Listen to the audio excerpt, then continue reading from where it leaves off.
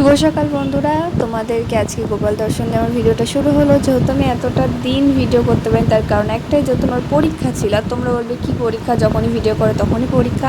আসলে না, এই একটা বছর আমাকে একটু পড়াশোনার ভিতরে থাকতে হয়েছে, তার কারণ আমার বাড়ির থেকে একটু চাপ ছিল।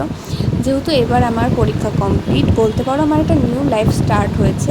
তো সেই কারণেই আমি আমার যে আগের বইপত্র যা ছিল সব গোছাচ্ছি, সকাল সকাল স্নান করে খাওয়া দাওয়া করে পুজো দিয়ে।